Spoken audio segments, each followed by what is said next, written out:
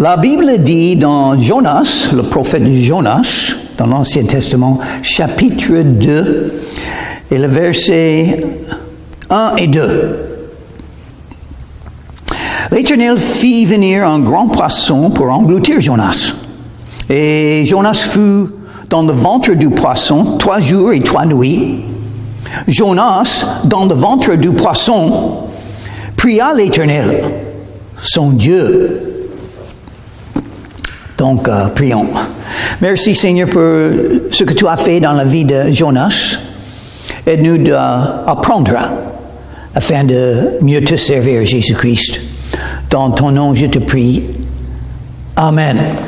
Donc, Jonas se trouva dans le ventre d'un grand poisson. Et comment ça est arrivé? Pourquoi? C'était la main de Dieu pour le châtier. Jonas était un croyant. Il n'était pas en train de faire la volonté de Dieu. Il s'éloignait de Dieu. Donc, qu'est-ce qui arrive dans la vie d'un vrai croyant s'il s'éloigne de Dieu? Les châtiments. Obligatoirement.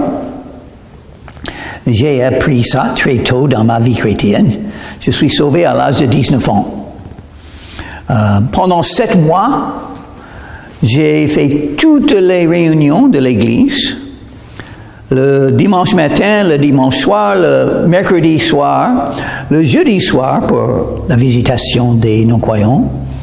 Et le samedi pour faire le ménage et d'autres choses à l'église. Et le vendredi, une fois par mois, pour le groupe de jeunes.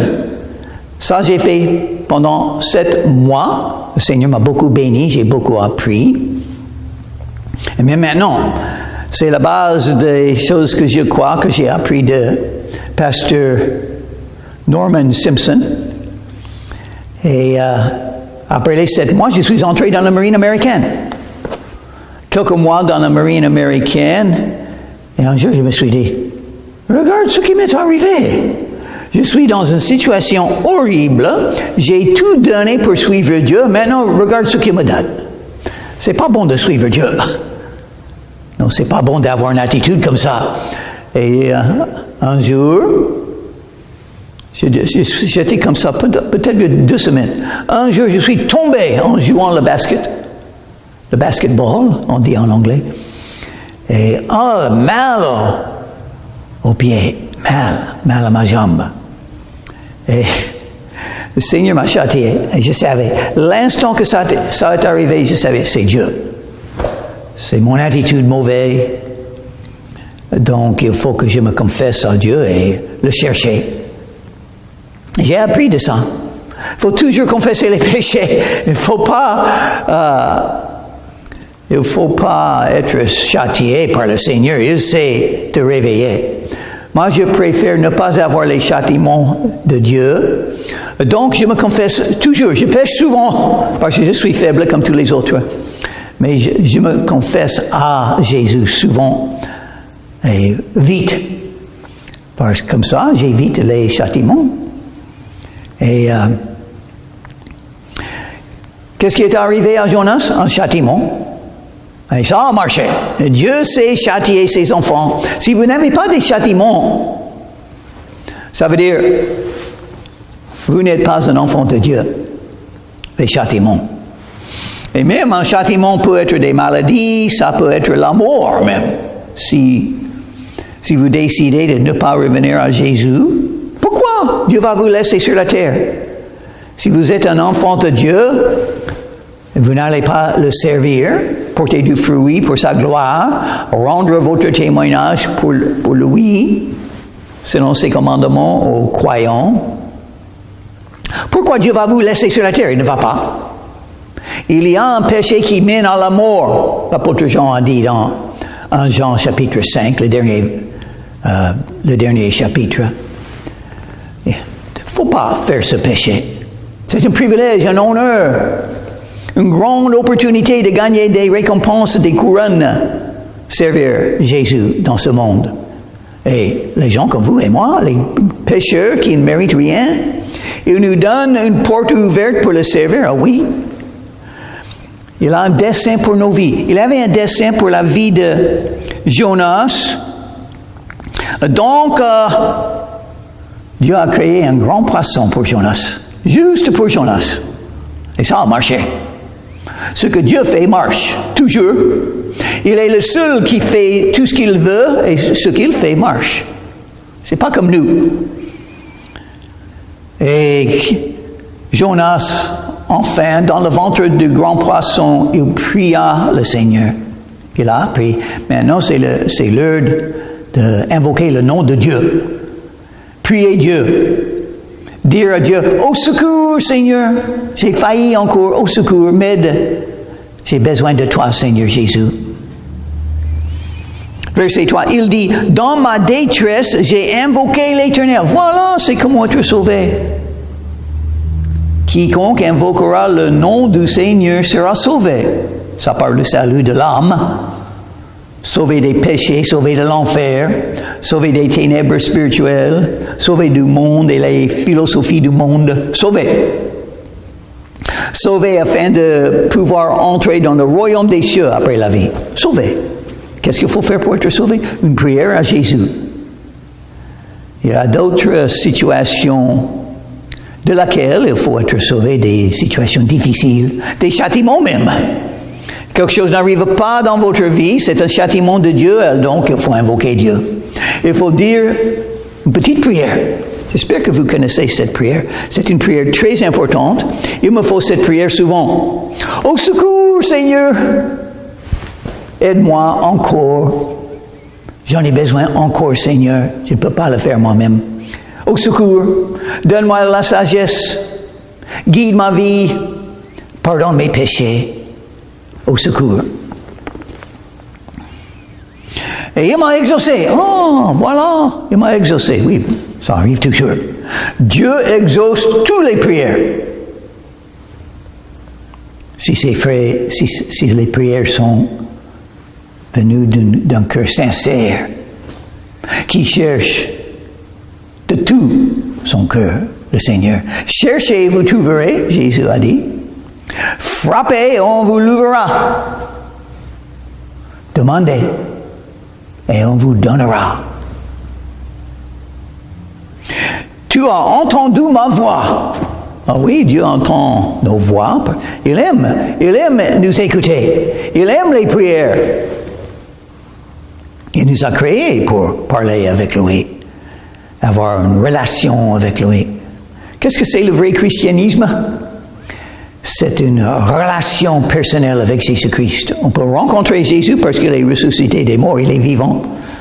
Dans un sens spirituel, vous pouvez le rencontrer dans votre cœur, dans vos pensées, dans votre esprit. Il est là. Il faut simplement invoquer son nom. Et puis, la vie chrétienne, c'est pas une religion. C'est pas une liste de règles ou de commandements. Non. C'est une relation personnelle avec Jésus. Pas de règles pour ça. On est soumis à Jésus, on suit Jésus, on aime Jésus, on parle avec Jésus et il exauce nos prières. Tu m'as jeté dans l'abîme, dans le cœur de la mer et les courants d'eau m'ont environné, toutes tes vagues et tous tes flots ont passé sur moi. Tout appartient à Dieu. Jonas a reconnu. Ce qui est arrivé dans la vie de Jonas était la main de Dieu. Même les choses horribles. Avalé par un grand poisson et qui est descendu dans la mer, c'est pas bon ça. Mais Dieu l'a fait. Et toi aussi, tu as des choses difficiles, peut-être des choses horribles qui sont arrivées dans votre vie. C'est Dieu qui l'a fait. C'est pour toi de prier et découvrir pourquoi. Il savait pourquoi. Il savait déjà. C'est parce que c'est éloigné de Dieu. Et Dieu l'appelle. Doucement, mais avec force quand même. Dieu sait parler avec nous. Je disais, je suis chassé loin de ton regard, mais je verrai encore ton saint temple. Chassé loin de ton regard, ben, c'était son choix. Il était loin de Dieu parce que c'est Jonas qui l'a fait. Mais il reconnaît maintenant, il peut revenir à Dieu. Il peut revenir et suivre Dieu maintenant. Il va le faire. Les eaux m'ont couvert jusqu'à m'ôter la vie. L'abîme m'a enveloppé. Les roseaux ont entouré ma tête. Je suis descendu jusqu'aux racines des montagnes. Mais tu m'as fait remonter, vivant, de la fosse. Éternel, mon Dieu. Et il voit maintenant la main de Dieu qui l'aide. La main de Dieu qui le sauve. La main de Dieu qui est là pour le protéger, il a la vie. Si vous avez la vie encore, ça veut dire, comme Jonas, Dieu a toujours quelque chose pour vous à faire. Sur la terre, pour lui et sa gloire. S'il est fini avec toi, tu ne seras pas là. Tout d'un coup, tu vas partir quand il décide, mais si tu es là, nous sommes là aujourd'hui. Qu'est-ce que ça veut dire? Il a quelque chose pour nous à faire pour lui et sa gloire. Ça, c'est certain. Parce que c'est lui qui donne la vie pour une raison, pour le servir, pour le suivre, pour être près de lui.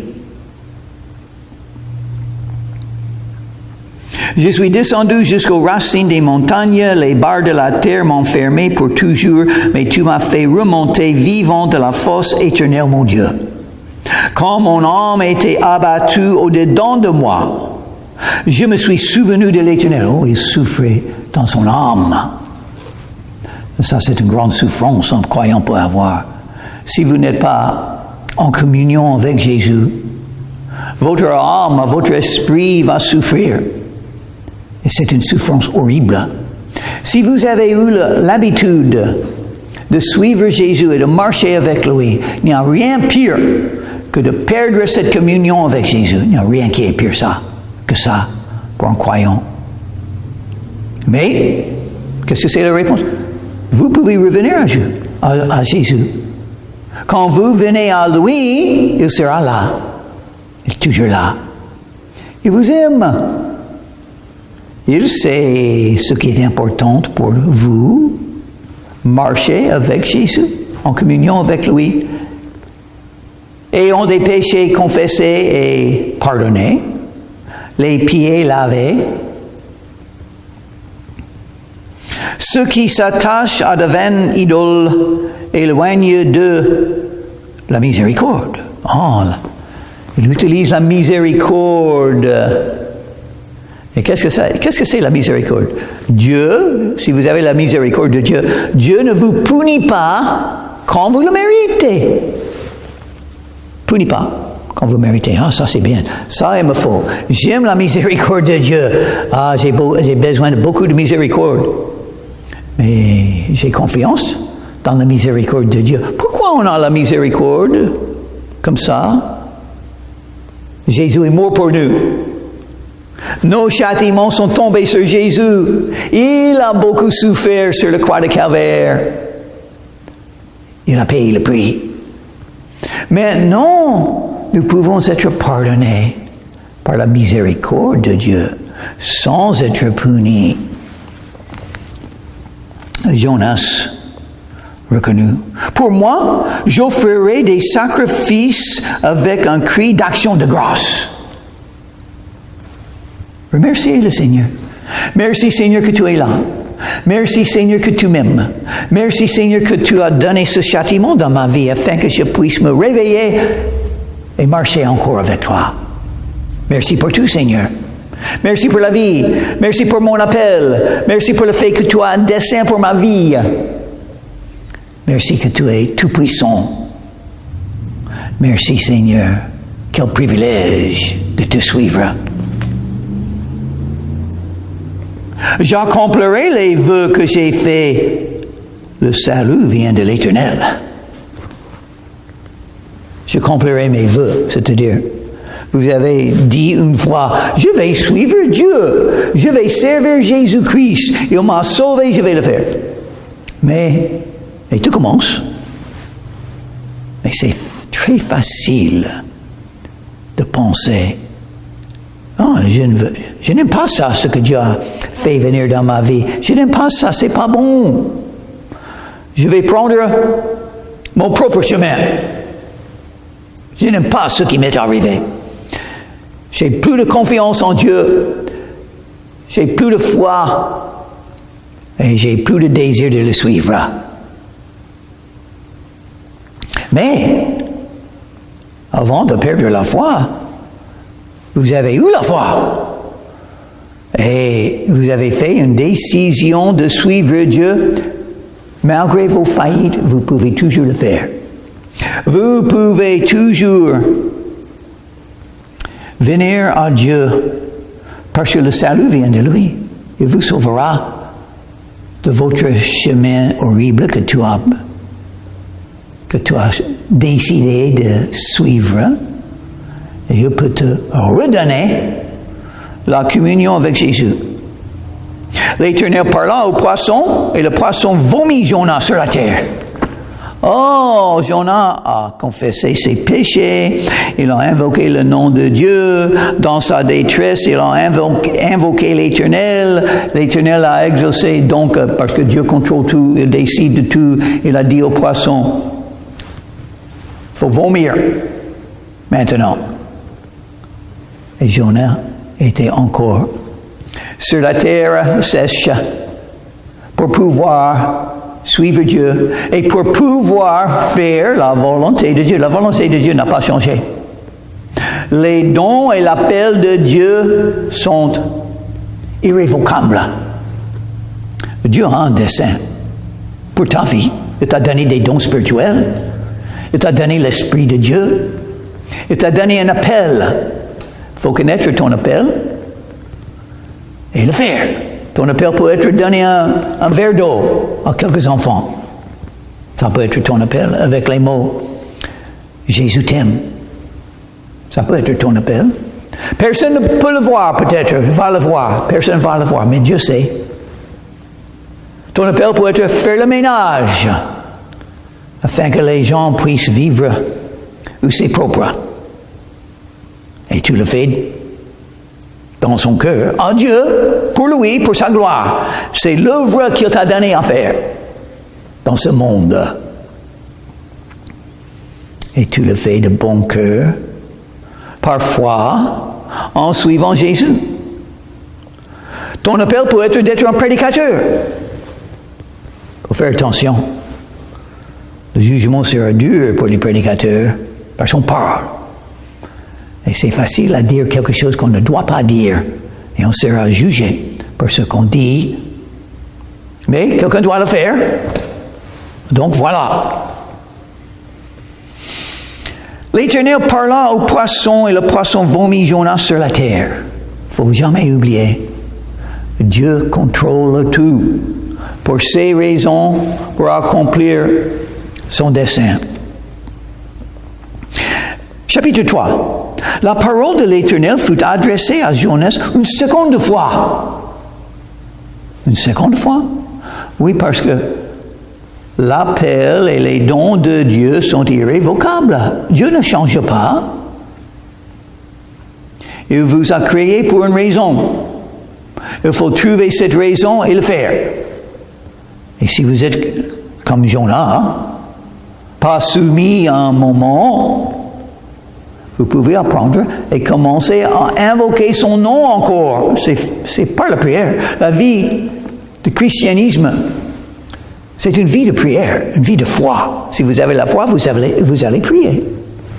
Et vos prières seront exaucées parce que Dieu vous aime et il a donné la promesse d'exaucer les prières. Et Jésus était un homme de prière. Il a prié des fois toute la nuit. On se confie en Jésus par la prière. On fait des demandes, on parle avec Jésus. Il est notre ami, il est notre sauveur, il est notre berger. Il est notre Seigneur, il est notre Dieu. On parle avec Jésus. Et il exauce nos prières. Et une seconde fois en ces mots, lève-toi, va à Ninive. C'est la même chose qu'il a dit. Avant, Dieu n'a pas changé, il ne change pas. Il donne le même commandement à Jonas qu'il a donné avant. Dieu a choisi la ville. Le monde est grand. Le commandement de Jésus, aller dans tout le monde, annoncer l'évangile à toute créature. Le monde est grand. Je ne peux pas aller à tout le monde. Non, mais je peux aller à l'endroit où je suis appelé. Jonas a été appelé à Ninive. À ce moment, je crois que voilà où je me trouve. Je me trouve dans la ville de Crawfordville, en Floride, à l'USA. Dieu m'a mis là. Il m'a donné un immeuble pour avoir une église, un terrain, et quelques gens qui viennent m'écouter quand je prêche la parole de Dieu. Et mon cœur a été touché selon les besoins en France. La région du golfe de Saint-Tropez, 12 villes, on m'a dit. 12 villes, à peu près le même nombre d'habitants que j'ai ici à Crawfordville. Nous avons 40 églises. Une église catholique et 39 églises de toute manière des églises protestantes. Des baptistes, des pentecôtistes, des ADD, lutheranes et anglicanes, la liste est grande. Et qu'est-ce qu'on a dans les 12 villes? On a 40 églises? Non. Oh non. Une ou deux. Une église catholique, 2 églises protestantes dans 12 villes, pour 12 villes. C'est pas juste. Il y a trop de non-croyants. Le besoin est énorme. Qui va rendre un témoignage de Jésus? Qui va annoncer l'évangile? Qui va enseigner la parole de Dieu? Qui va suivre Jésus dans cette région de ce monde? 12 villes. Qui va le faire? C'est horrible.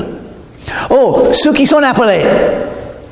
Les croyants qui sont appelés parce que le monde appartient à Dieu. Il aime tout le monde et il a ses croyants. Quelques-uns, il va toucher leur cœur et les envoyer à cette région de la France pour servir Dieu. Par la puissance du Saint-Esprit, quelques-uns seront appelés. Est-ce que je suis appelé à y aller? On verra. On verra. Il y a un prix à payer quand même. Je suis en train de payer un prix, un grand prix. Terrible de perdre l'amour de son épouse parce qu'on veut évangéliser. On perd l'amour de son... Oh oui. Oh, Jésus l'a dit. Vos ennemis seront ceux de votre maison. Ah bon? Ah oui. Vos ennemis seront ceux de votre maison. Lève-toi, va à Ninive. Oh, Dieu a décidé où on va aller dans ce monde. La grande ville, et proclame-y la publication que je t'ordonne. Dieu nous donne un message. Ouvrir la bouche et je la remplirai. Dieu a dit. Allez dans tout le monde et annoncer. Ils ont vaincu le diable par le sang de Jésus et la parole de leur témoignage. Ils n'ont pas aimé leur vie jusqu'à la fin. Ceux qui me confessent devant les hommes, je confesserai devant le Père dans les cieux. Il faut le dire. Si vous croyez en Jésus, il faut le dire.